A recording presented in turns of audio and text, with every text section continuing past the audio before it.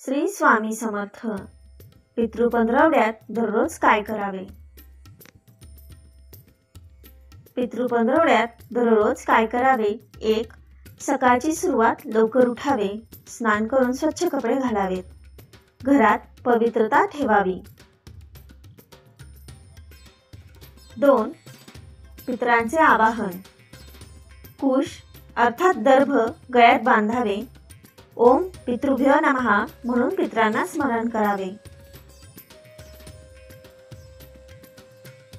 3. तर्पण व अन्नदान. काळे तीळ, पाणी आणि दूध मिसळून तर्पण करावे. पितरांना आवडणारे पदार्थ म्हणजेच भात, कडधान्य, भाजी, पिठलं, पुरणपोळी, खीर इत्यादी शिजवून दक्षिण दिशेकडे ठेवावे. ब्राह्मणाला भोजन घालावे आणि दक्षिणा द्यावी. शक्य असल्यास गाय, कावळा, कुत्रा, मुंगी यांना अन्न ठेवावे, म्हणजेच हे पितरांपर्यंत पोहोचते असे मानले जाते.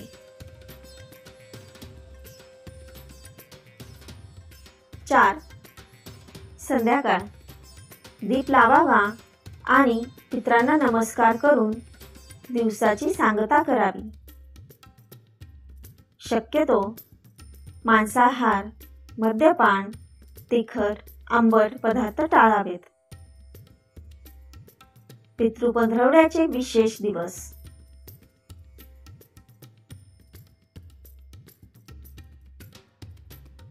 पहिला दिवस प्रथमा श्राद्ध. पंधरवडा सुरू. एकादशी विशेष पूजनीय.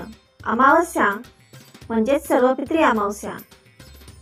ज्यांना आपल्या पितरांची तिथी ठाऊक नाही त्यांनी या दिवशी श्राद्ध करावे.